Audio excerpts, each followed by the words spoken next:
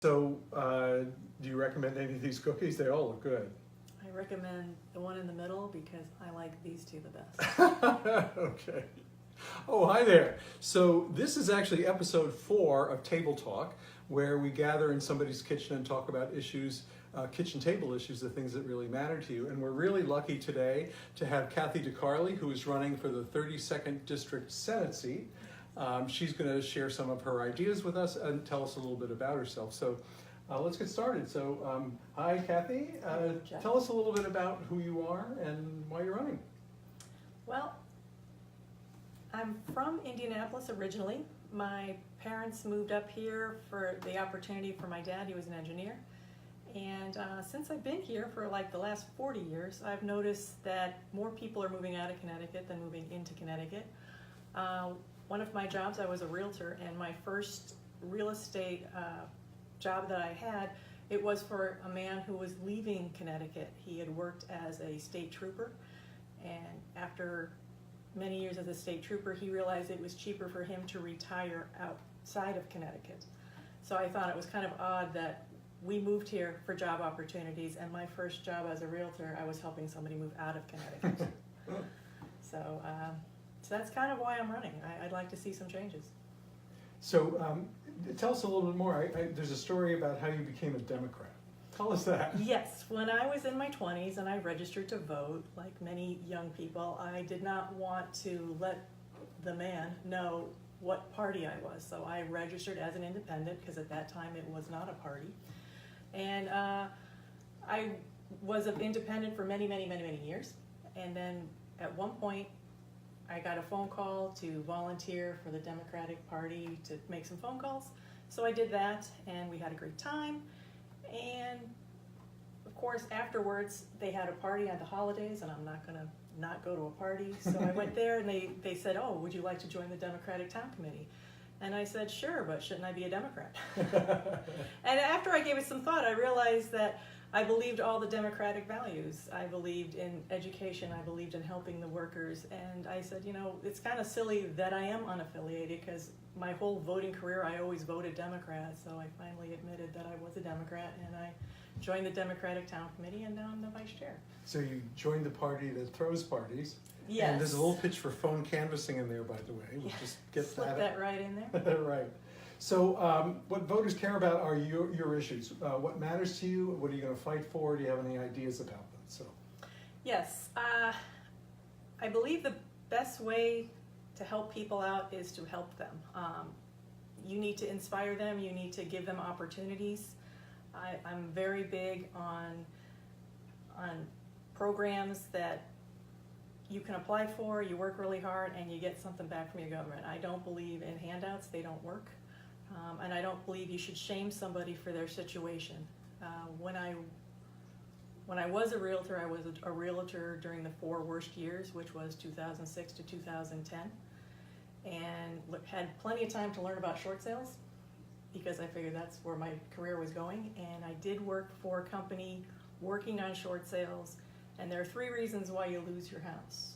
You don't lose it because you're too lazy to get up in the morning. You don't lose it because you're waiting for a government handout. You lose your house because of an accident or a death in the family. You lose your house because of a divorce. You lose your house because of lack of work. And I want to help people. I don't want, you shouldn't pay into a system your whole life just for when you really need your government. They're not there for you. And if you think about it, we're all just one bad car accident away from losing our house. Yeah. So I want to make sure that doesn't happen. I know you have some thoughts about the budget and about income tax. I know the Republicans say they're going to simply get rid of it. What are your thoughts? My thoughts, that's very frightening. Our income tax makes up about 51% of our budget. And so I'm not sure how the governor for the Republicans, who says he's a businessman, can just get rid of 50% of the revenue and say everything's going to balance out. I'm very suspicious of a salesman who tells me what I want to hear, and that's kind of what it sounds like he's doing. Mm-hmm. And if you do get rid of 51% of your budget, even if it takes a few years to do it, where is that money going to come from? I'm afraid of what's going to get cut, and that's what I'm fighting for to make sure that those things don't get cut. And I know you care a lot about education, one of those things that might get cut. Tell us about ideas you have for education and the relationship between education and jobs.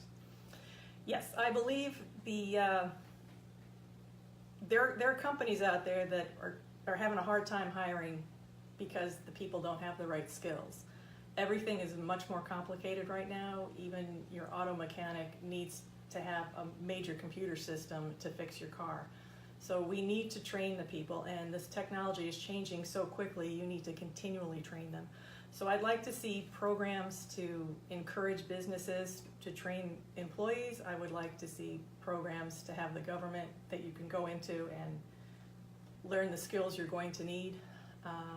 The better trained your people are, the better jobs they're going to get, the more taxes they can pay. The better trained your people are, the more you're going to encourage businesses to come into Connecticut, because what they're having a hard time is finding talent out there, so we need to train them. Okay.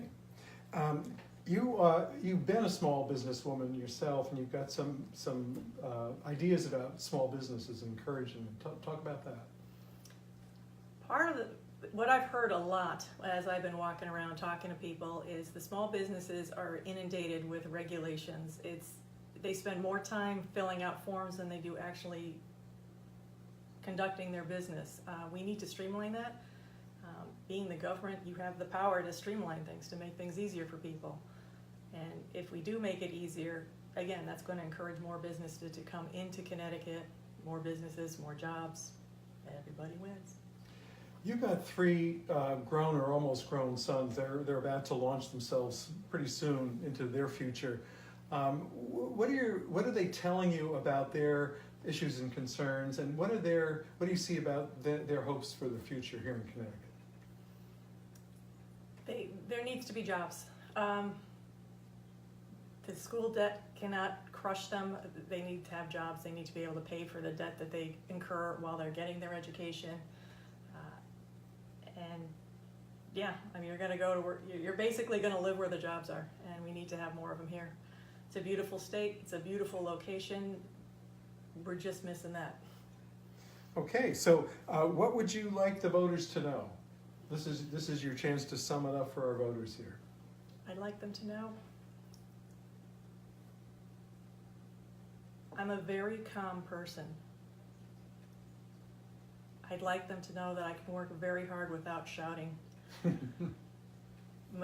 At one point I was in retail, and where people shout at you all the time, and you remain calm and you solve their problems. I find it amusing that the way we normally elect people is we elect people who are going to fight for us, and then we put all those people who've fought their way through the election, and we put them all in one room and they continue to fight. I don't believe putting a line in the sand and shouting at each other gets anything done. So I am a collaborator, I work calmly, and I am diligent, and I will get it done. And I just heard you say that you want to go to Hartford not to represent Democrats, but your constituents will be Republicans and Democrats. Yes, I tend to be more moderate because I think you end up with better ideas. If you go into either extreme, it's not the best, but if both extremes come to the middle, you're going to get a better solution, and that's my goal. So we of the Southbury Democratic Town Committee are hoping you got a good sense of who Cathy De Carli is, and we're going to ask you to vote on Tuesday, November 6th. Vote straight Democratic, and then you'll make sure that you vote for Cathy De Carli. Thank you. Thank you.